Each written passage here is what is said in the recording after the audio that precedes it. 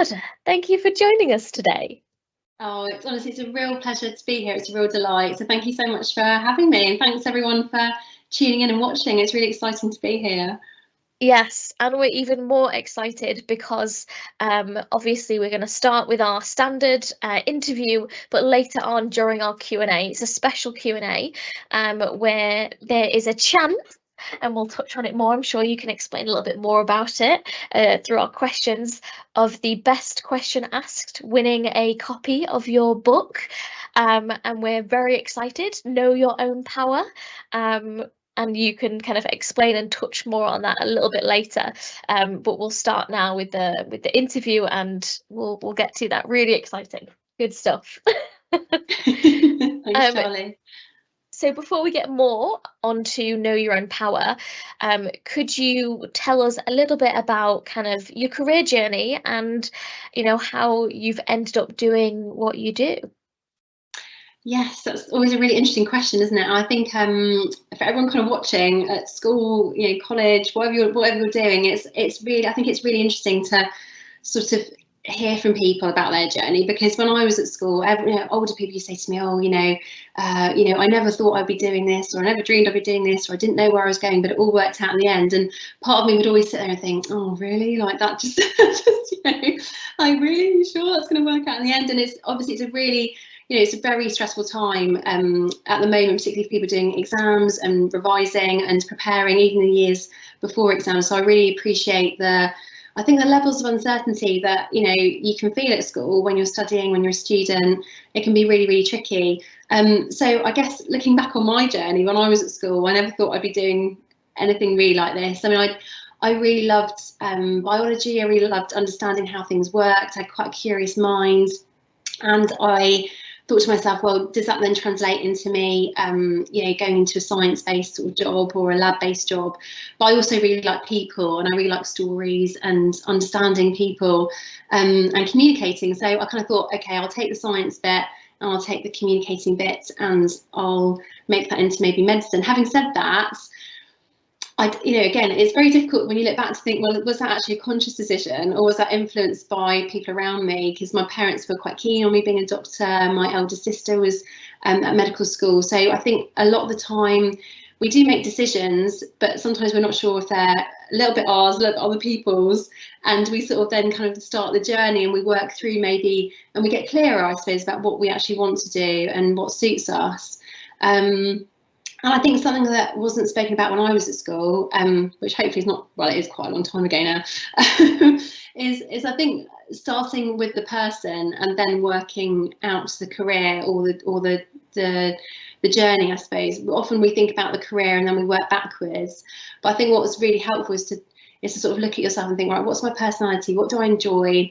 What are my strengths? What really kind of makes me happy? And how can I translate those themes into a different career? And I suppose my message for everyone watching is, and for myself as well, whatever age you are, I think actually there's always a chance to change and divert and change kind of your path and your route. It's never really set. I think we think, even myself as a doctor, you'd have thought that would be quite a set path that wouldn't really change. Even with me in that role, I found there's been an extraordinary amount of left and rights and changing and diversion. So I guess what I'm trying to say is, don't worry if you don't know what you want to do. Don't worry if in the future things don't go to plan, because eventually you'll find your path. And actually, as you change as a person, you'll start making different decisions, which will lead you to the thing that actually will hopefully bring you a lot of joy and a lot of happiness as well. Yeah, I couldn't agree more. There is definitely that fear that whatever you choose when you're, 16 or 18 is what you have to do for the rest of your life. Such like a kind of a big thing to think about when there's so much of your career left to go and you're just starting out. Exactly. There's so much pressure, and I think that message of it's all or nothing, you have to make a decision and this decision will be there for the rest of your life is just like, that's just immense, isn't it? That's just a huge pressure. But actually it's not true.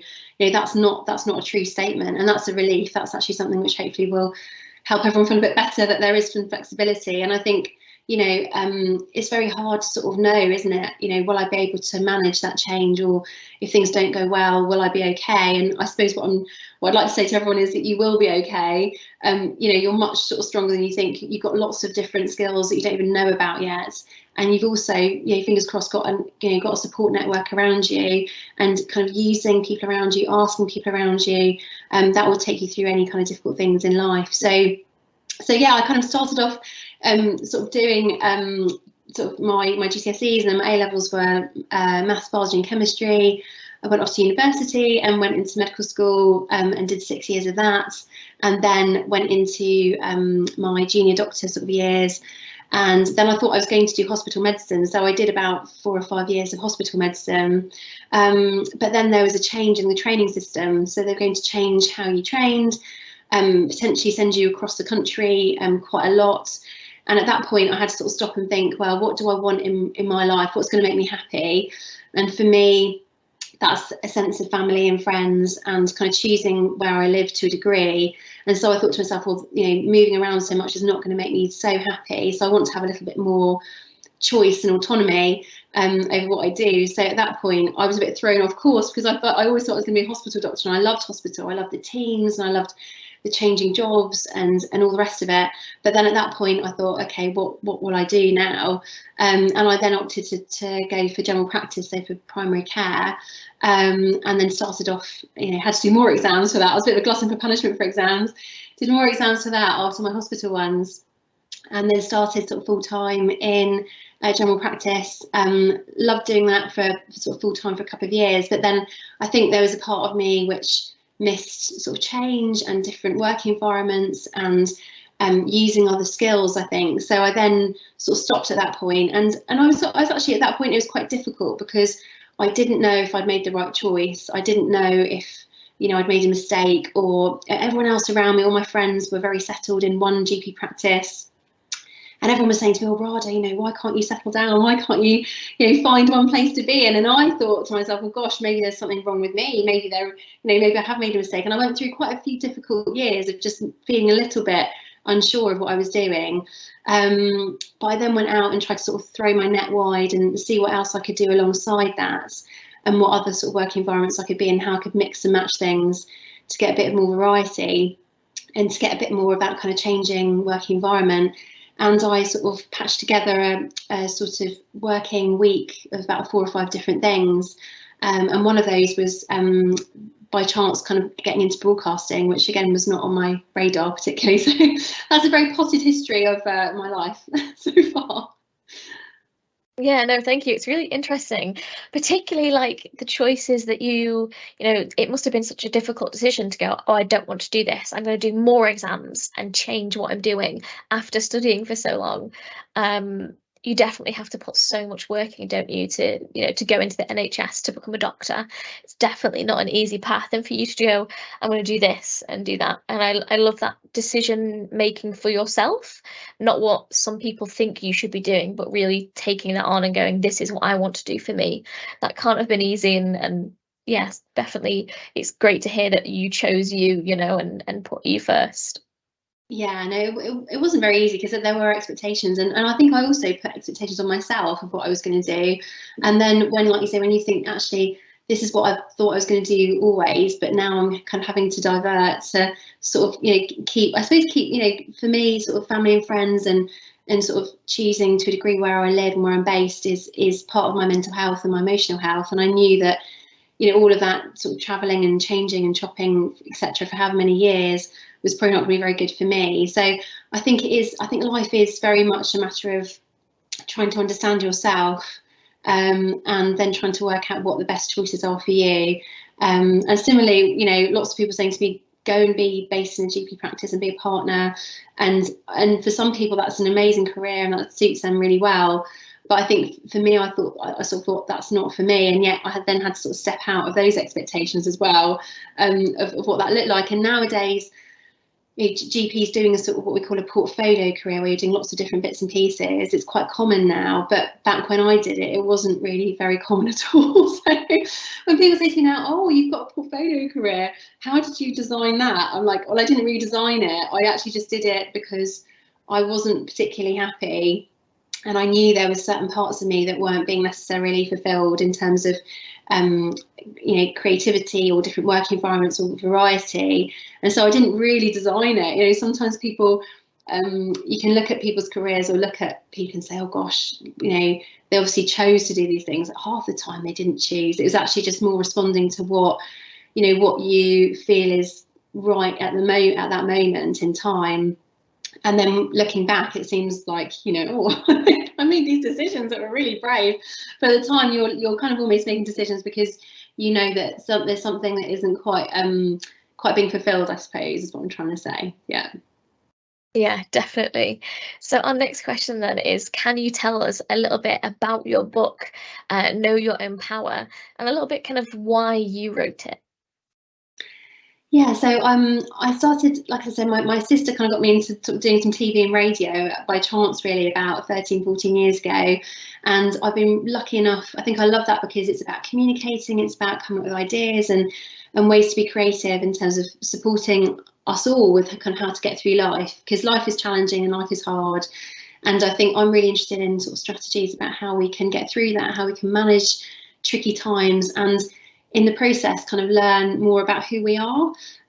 So in my TV and radio work and writing, I've done lots of different things. I had particular interest in mental health and emotional well-being, but very much in relation to sort of life and those sort of daily sort of strategies of how we can feel good and stay well. And then during the pandemic, I got contacted by a publisher who said, have you thought about writing a book? And I'd written or contributed to quite a few people's books before that, but never really written my own. I think, to be honest, after all those exams, I'd had enough actually of sort of sitting down and writing and reading, and I kind of I went through a phase of just wanting to do things rather than, use my brain, particularly sitting down at a computer. But I said to them, I'm really interested in doing it if I can write about something that I really want to write about and something that is a bit unusual and something that will help people. So I came up with my idea for my book. When I say I came up with the idea, people if you see other people writing books, you see them with massive plans and post-it notes everywhere, and they've planned out all the chapters. To be honest with you, I didn't really do that. I just started writing a chapter and then sort of filled in the gaps in between. So basically, the reason I wrote my book is because I think we all go through very, very tricky times in life, and when things get really difficult, or when things fall apart and you feel really lost, how do we kind of get through those difficult times? How do we survive that? How do we step into understanding what's happened, why it's happened, and what we can learn from that? And then how do we move forward into changing something for the better and moving forward into action? And so basically my book really takes you through that journey of when everything falls apart in life. It's really tricky. Maybe you've been through a relationship breakdown, or there's been a divorce in the family, or you're going through feeling a bit lost in terms of career or directional path, or you're just feeling like you don't belong. A lot of the book is around feeling alone, because I think when we go through challenge, we often feel very alone. We feel like it's only us. So it takes you through that journey basically of how to understand, I suppose, more about yourself. And the reason I wanted to do it is because there are lots of books out there which talk about sort of mental health and emotional well-being, but they're not very tangible, they're not very practical. And I wanted to make this book really, really sort of short chapters with different tools, I suppose, or different strategies, different things to think about, but to use things that we don't often think about. So like imagination, for example, like finding your why and your purpose, like comfort, how to comfort yourself. So these things sound really basic, but we don't often talk about them. We don't often talk about self-esteem and what that actually is and how you can kind of reframe that. So I wanted to break it down into sort of practical strategies, but strategies that perhaps we don't really think of as strategies, and things that are available for every single one of us, really, just to widen it out. Yeah, I definitely love that, because we often get questions about kind of tools and things, because there's so much information out there on mental health, but sometimes it is that practical side of things and figuring out, well, what do I do? That can be the real difficult part of taking the step to improving your well-being. Yes, and often those things are really, really small things, and often those things are those kind of in the moment choices. So it's about sort of noticing and about kind of saying to yourself, right, this is how I'm feeling right now. In this moment, I could do this, I could do that, I could do the other. Which of those things is going to help me feel a tiny bit better? And can I make that choice because I care about myself enough to want to look after myself? Or, and one of those choices could be ringing a friend, it could be telling someone, it could be listening to some music, it could be just doing some breathing, it could be anything. But I think it's about building that trust in yourself, that in those difficult moments, you've got something inside yourself that can actually act to help yourself feel a little bit better. And that once we start that sort of trust cycle, it builds and builds and builds. And then we then don't feel so alone in life. We then don't feel so scared in life because we know that we've got some tools in us. And then we can approach life and go out into life, with a really open attitude, like, accepting, kind of being open to different opportunities. Because although things will still be tricky and we'll still feel a bit frightened, we won't feel kind of really, really frightened and terrified, because we know that we've got some things inside us that will never leave us. Nothing will ever go away. That's something that we have, and we'll always have that, which I think is really the message that I wanted to give in the book. Yeah, definitely. And I think something that we all probably need to put a little bit more time into, whether you're struggling or not, either way, when you're not is probably the best time to look at it, because then for when you are. Yeah. You're a very passionate mental health campaigner, and you've done so much work, not just writing a book, but you've done a lot of other things as well. What is it that draws you to like mental health and well-being, and why is that something that's so important to you as an individual?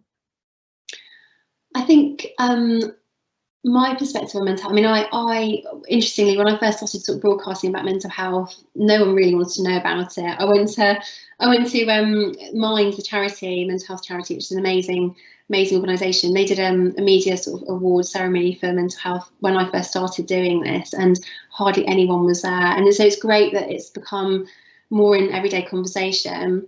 I think for me, our mental health and our emotional well-being and our emotional sort of safety, how we feel in ourselves, is the basis of absolutely everything. So it's if we've got that kind of sorted, or we've, in a particular day we're in good mental health, we've got good emotional health, then we interact with others in a really positive way, in a meaningful way. We can work really well, and we thrive in our work, whatever we're doing. We can go out into the world and we can support people, and we can make the world, although it sounds cliche, we can make the world a better place. And how the way our brains are working and how we're feeling impacts everything that we do out in the world. So for me, whether or not you're talking about physical health, or we're thinking about habits and exercise, or your career, or your purpose, or exams, or everything, you can trace all of those back to that one core thing, which is how you're feeling in your mind and how you're feeling in your body. And so that's why it's so fundamental, because if we don't get that right, or we don't support people with that, then we're going the wrong way about it. We're going kind of outside in, whereas we should be going inside out. So for me, I just think it's the most fundamental thing. And I think also what's incredible is the more we focus on that, it's not just about us feeling better or feeling okay. We can actually make a real difference in the world. We can actually find out why we're here in the world, and we can share all of the amazing skills and talents that we have as well. So it's not just about looking at sort of surviving, if you like, it's about looking at actually what we can bring to everybody else. I suppose for me, when I was growing up, I was always labelled a bit of a sensitive child and a worrier, and oversensitive was a phrase that was often used. And I used to think that was a really bad thing. And I used to sort of think, there's something wrong with me because I feel things such a lot and I feel things so deeply. And I think I want to sort of change that conversation, really, that actually that's a real gift. That's a real gift to feel things and to have empathy. And it's just about understanding feelings. I think feelings are quite scary sometimes. They can be really overwhelming. But I think if we understand what they are, if we kind of try to work out why they're there and what they're trying to tell us, in terms of reaching out for support, or doing something a bit different, or thinking about ourselves in a different way, then feelings are like an amazing gift. So I suppose for me, life is always going to be challenging, and we're always going to have ups and downs of our mental health. But if we can sort of seize on those and look at those as opportunities for understanding more about who we are and how we can connect with other people, I think that's really beautiful. And to be honest, I think that's probably the purpose of why we're here, actually. Yeah, you don't think you're wrong, that's for sure.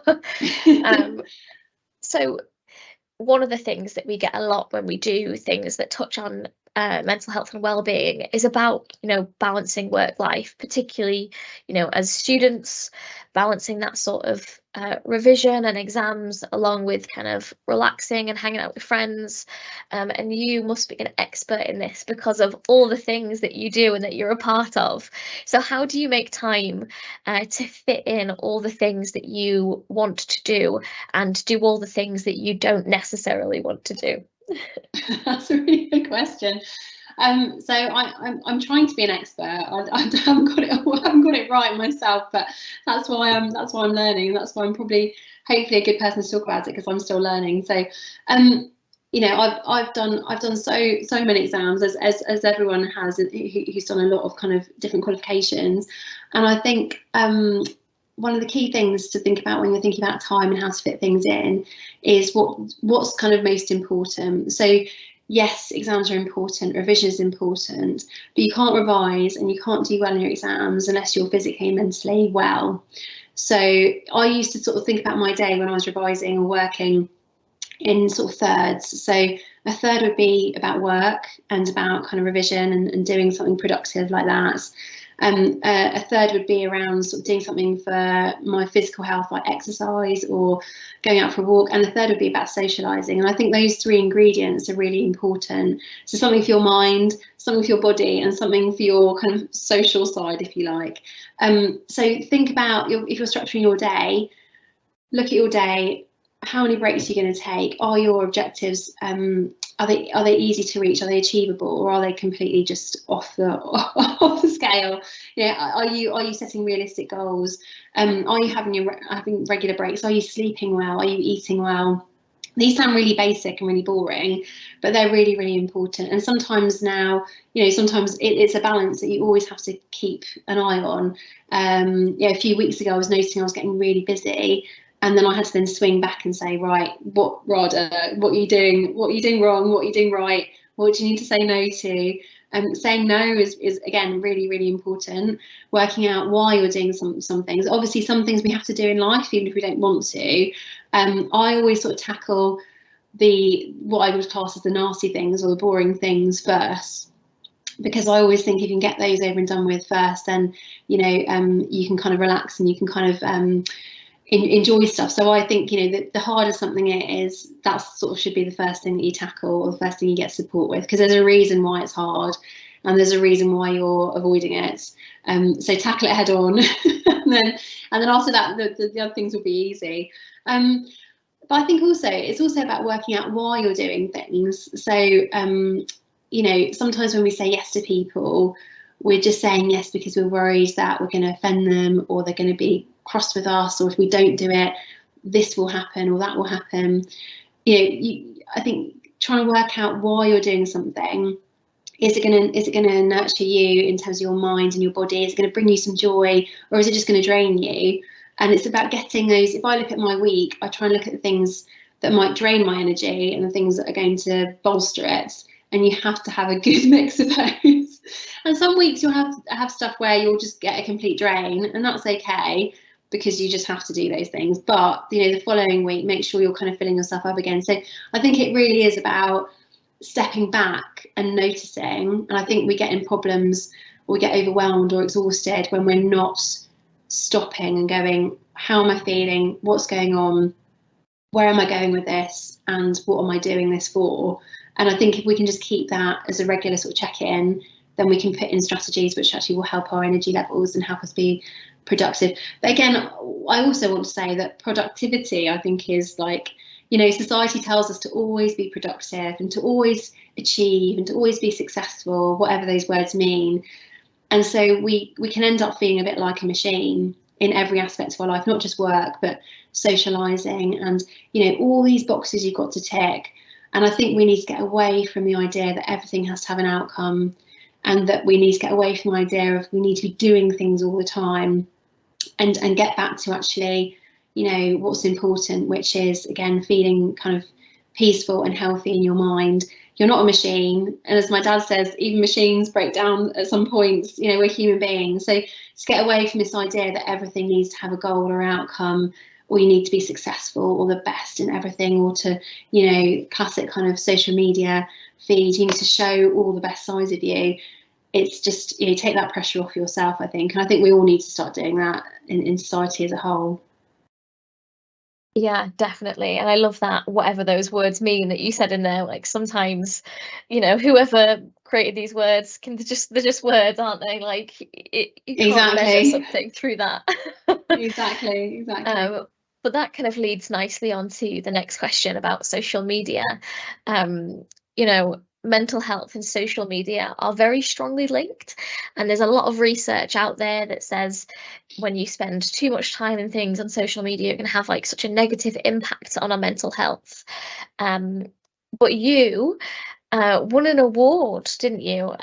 Quite a while ago. It might have been last year, the year before. You were named one of the top 10 cheeriest social media accounts, which is an awesome title. I'd be sticking that everywhere if I'd been that by The Guardian. How can we make sure that we, you know, use our social media as a source of kind of positivity and good, and don't let it become that sort of stereotypical negative thing that we all think it is? That's a really, really good question. And I think, I mean, even I find myself sometimes going on social media, and if I'm in a bit of a low mood, kind of coming away going, oh gosh, you know, look at everyone else and what they're doing and blah blah blah. So and it's very hard, and it's, I mean, it's not surprising, is it? Because when you think about it, the entire sort of world, if you like, or majority of the world is there right in your face, potentially showing you all the best bits, in inverted commas, of whatever's going on in their lives. So how can you not feel inadequate, worried, compare yourself, all the rest of it?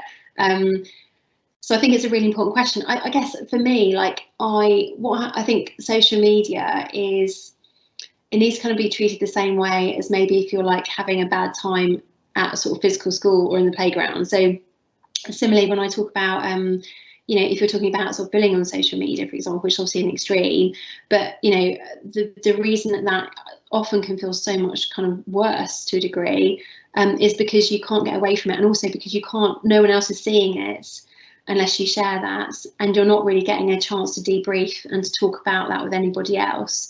So I think in the same way that any interaction physically or face to face would be a challenge in real life, we need to kind of treat social media as the same. And that, by that I mean, talk about it, tell somebody, you know, allow yourself to have that space to debrief and to talk it through and to process how that's made you feel. I think that's really important, because, you know, social media is just us on our phone, isn't it? Unless we choose to tell somebody, and that can be a very lonely and isolating place. And that goes the same for comparison. You know, when you go on social media and your brain starts to go, oh, look at them, aren't they doing well, and don't they look lovely, and how they've got all these friends, and they're so social and they're so successful, and I'm not, and I'm this and I'm that, and you get this real spiral in your brain. So in the same way, debriefing about comparison and those thoughts and being kind of honest with someone you trust is really important. And I think that's probably the key to kind of staying healthy with social media. But the key for me about social media is, when you pick up your phone and you go into that account or that feed, why are you going in there? So why are you going in there? How are you feeling before you go in there?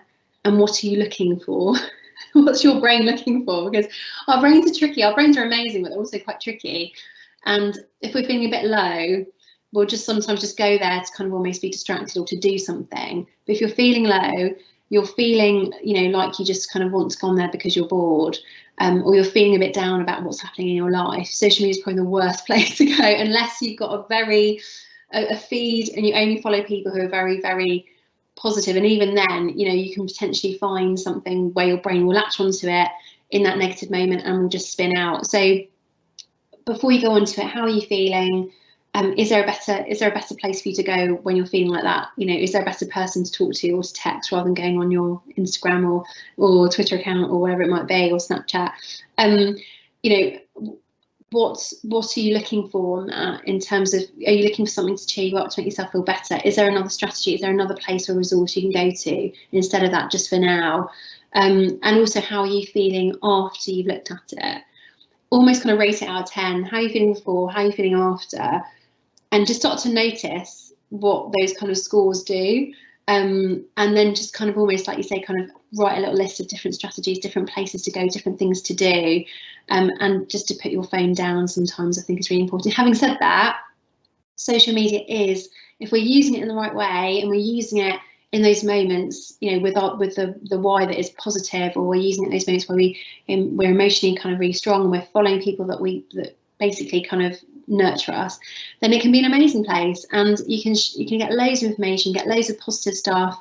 You can connect with other people who, you know, understand who you are, who you have a connection with. You can create incredible things. So I think it's not a bad or a good, it's just about how we're using it. And for me, I've come across and connected with loads of people who do incredible stuff on social media. And for me, I think social media, that term, should really be about connecting people, but connecting them in a positive way, in a healthy way, in a way where, if you were to meet someone on the street or come across someone on a train who was upset or crying, you'd want to comfort them, wouldn't you? You'd want to sort of say, are you okay? Even if you didn't know them. And I think we need to kind of translate those real life interactions and those themes into social media. And I think that's what will bring us a bit more joy when we go on it. And for our final question of the formal interview, before we move on to our student Q&A, it could be a bit of a difficult one, but it's just for fun. If you could give every person in the world a gift, but it had to be the same gift, what would that gift be?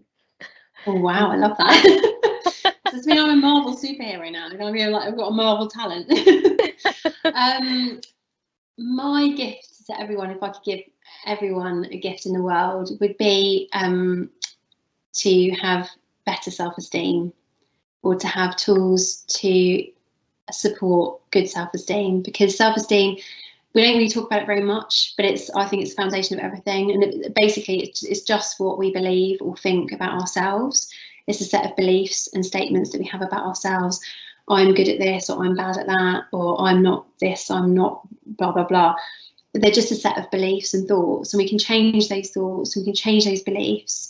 And I think once we start to be kinder to ourselves, we start to build ourselves up with more positive statements and beliefs about ourselves, and we have better self-esteem, then we then interact with people around us in a really positive way. We take up opportunities, we live life as we are supposed to live life. And I think for me, sort of better self-esteem or tools to help self-esteem are everything. Yeah, that'll be my gift. Love it, love it. Well, thank you for answering our formal questions. We're now going to move on to our student Q&A, and this is where those watching, please keep your questions coming in, as the best question asked will be sent a copy of You Don't Know Your Own Power. So yeah, they're really excited and glad to get everyone's questions. We're going to start with a question that has already come in from the Cardinal Newman Catholic School. They've asked several already, and hopefully they ask some more. We love questions from everyone. So they've asked, what is the most effective change advice to improve well-being? I love that question. That's a great question. Thank you for sending that in. My best bit of advice for sort of well-being would be to break things down into moment-to-moment choices.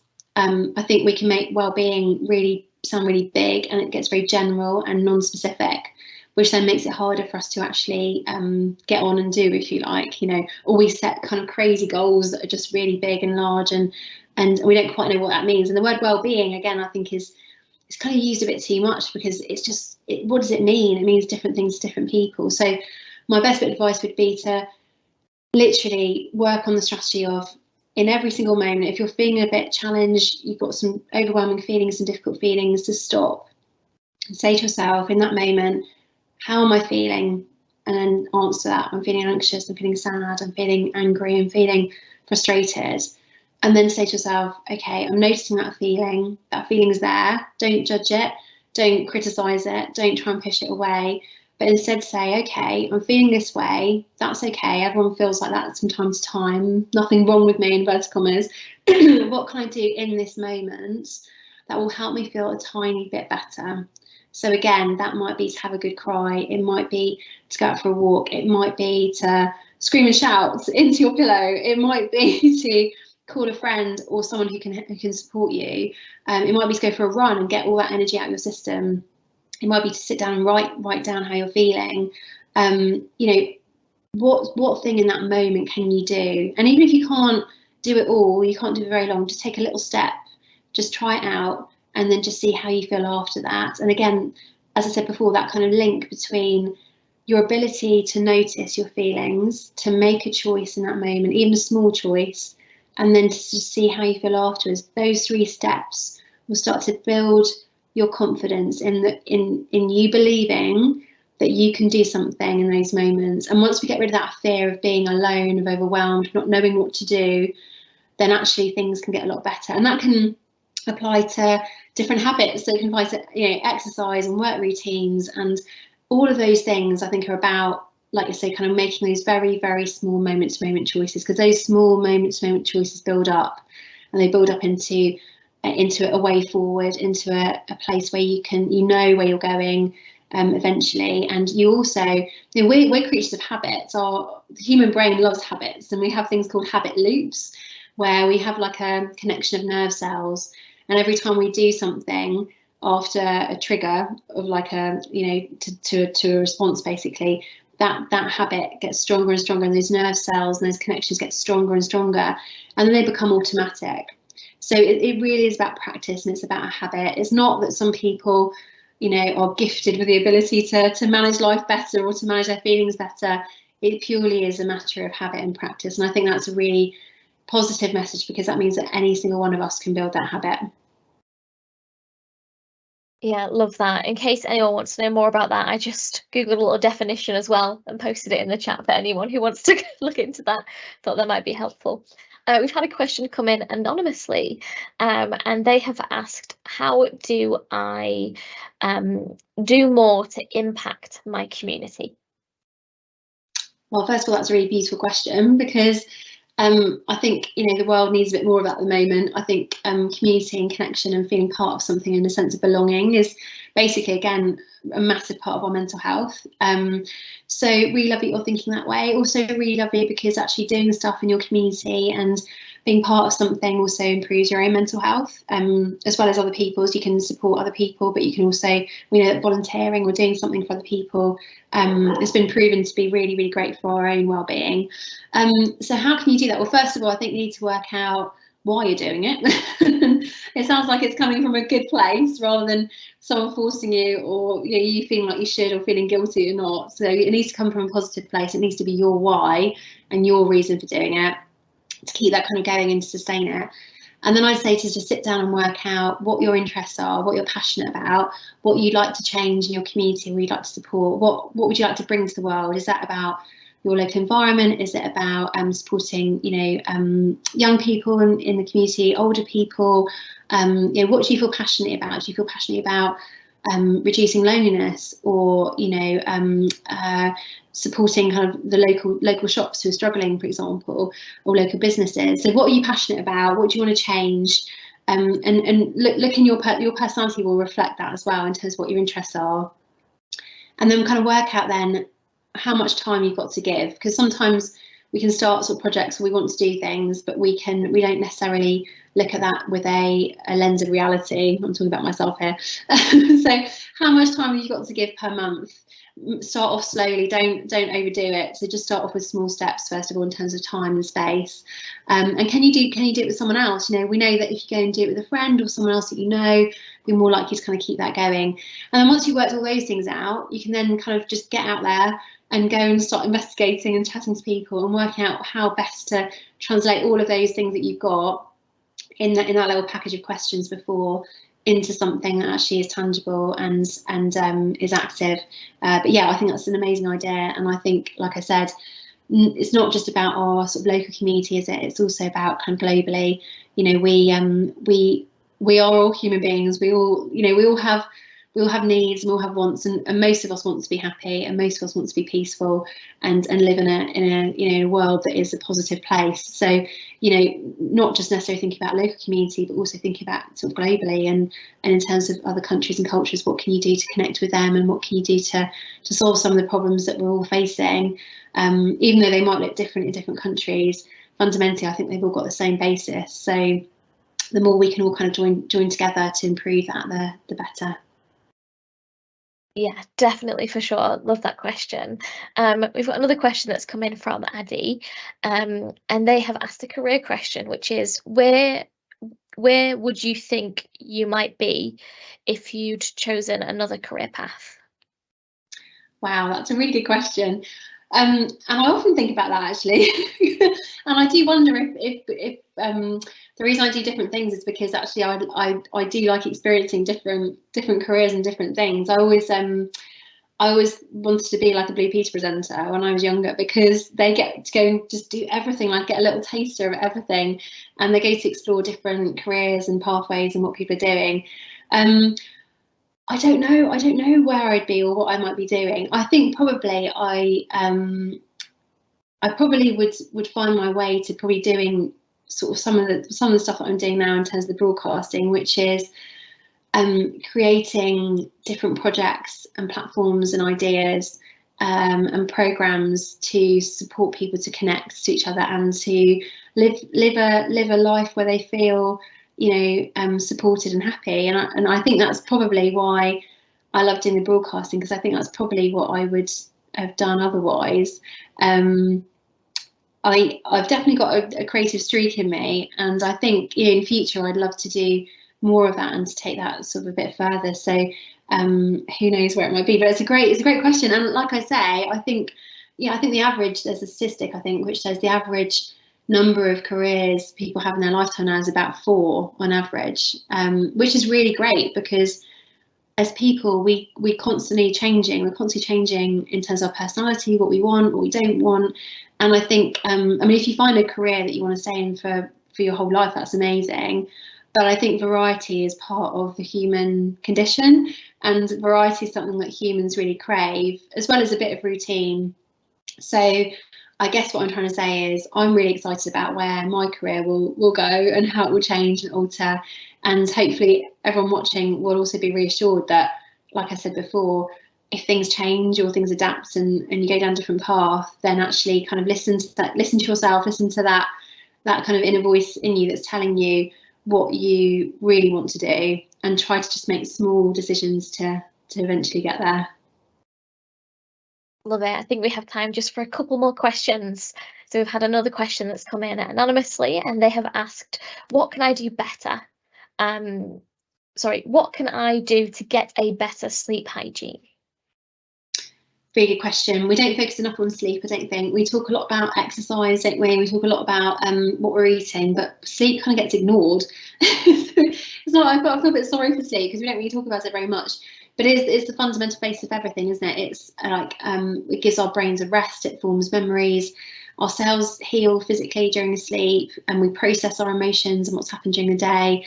So important. So what can you do to get better sleep hygiene? Well, first of all, I guess we can sometimes get into our heads about worries about not sleeping well. If we haven't slept very well, we can sometimes then it can make it into anxiety in itself, in its own right. So what are your ideas around sleep at the moment? How can you reframe ideas around how you're sleeping, and how can you kind of lower the anxiety about sleeping? Because what we do know is if we try to sleep and our brains are saying, I can't sleep, oh my God, what if I can't sleep, particularly before exams or a presentation at school or something really important, we then don't sleep because our brains are like, oh my gosh, we're not sleeping, we got to sleep, and it gets worse and worse and worse. In those moments, best thing to do is just to kind of almost wake up and do something, whether it's read a book, or don't go on your screens or your devices, but read a book. Someone used to tell me to go and fold their socks in their sock drawer, like just do something really monotonous or something which takes your mind away, and eventually that will settle down. Otherwise, Exercise, really doing something active in the day is really important. You want to get your body physically tired. That will help you sleep. Making sure you're getting out and getting some daylight, because we know that the daylight affects the hormones that our brain makes in terms of our sleep hormones. So making sure you're having enough daylight. That same old advice of putting away your devices at least like a couple of hours before you go to bed is really important. Also just doing things relaxing. So again, you know, whether or not that's reading or listening to like an audiobook, or for me, having a bath really helps actually when you go to sleep. So kind of working out, almost treating your bedroom like a bit of a sanctuary. If you were designing your bedroom for sleep only, what would it look like? What would you have in it? And also, again, removing all your books, any reminders of exams or work from your bedroom if possible. Even if it's just, even if you have to work in your bedroom, that's fine. But even if you can just put your books away under the bed or hide them while you're going to sleep, that's really helpful too. So yeah, just a couple of suggestions. But again, if it's a real problem and it's not really working through, then important to speak to, let an adult know, talk to GP. But generally, those things can really help. Awesome. And for our last question before we end today's broadcast, Cardinal Newman Catholic School have asked, how can I get into a career based around improving public wellbeing? That's a lovely question. So I guess there is, like, improving public wellbeing. There's so many different things that you could do with that. So trying to almost kind of work out again where your passions are. I mean, it could be in a medical profession. It could be an allied health professional. It could be working in public health, where you're looking at, you know, vaccinations or immunisations. It could be looking at the environment. You know, the environment is so important for our health and how we live. It could be looking at so many different things. So what does that kind of well-being, what part of well-being are you interested in? What part of well-being are you really passionate about? And working out kind of what that looks like for you. I think one of the really key answers, a lot of people kind of sometimes ask me, how can I get into doing that, or how can I do this and the other? And my question back to them is always, work out why. Why do you want to do this? What is it you want to change about the world or about what's going on at the moment? What makes you, you know, what I think I said to you, Charlie, before we started this broadcast, that actually me doing things like this and talking and communicating and creating and sharing information, and I love it. It kind of gives me energy. So, you know, make sure whatever's going to give you energy, whatever kind of lights you up and makes you feel happy and almost kind of aligns with why you think you're here, or why you know what you want to do in your life, what you want to be remembered for.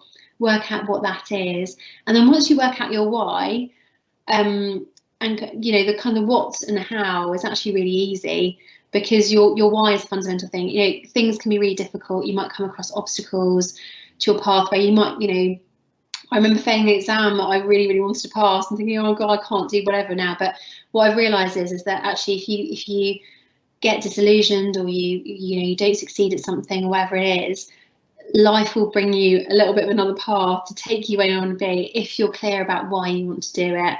So working out that, I think, is the fundamental basis of everything. And also, if you ever get a bit disillusioned or a bit negative, you know, I've sometimes got a bit like, oh, shall I do this? Is anyone listening? Am I helping anyone? And then what I always come back to in that situation is, I can't not do it, because it's part of who I am.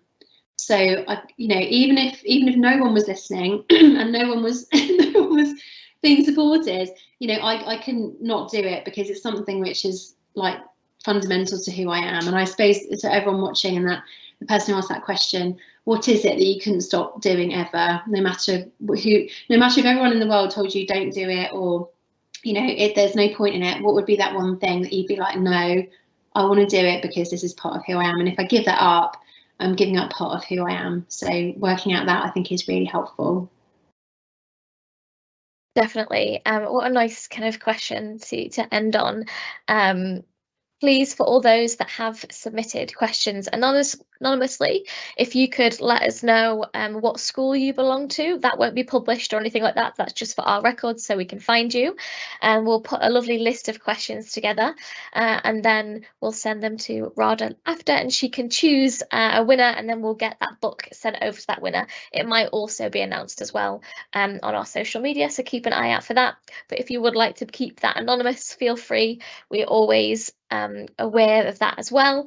But please do let us know, because we'd love to put that list together and make sure if you are the winner that you get that book as well.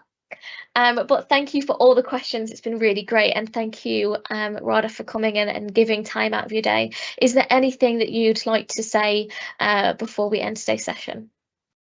Well, I'd just like to say thank you for having me. Thank you everyone for watching, and thank you for the beautiful, incredible and very inspiring questions, because I think they've been absolutely fantastic. I just want to say to everyone watching, like, you can make such a difference in the world, just by being yourself. You don't have to achieve this or achieve that or tick any boxes. Often we get the message we have to tick this box and tick that box to be worthy or to feel like we've got self-worth. You don't.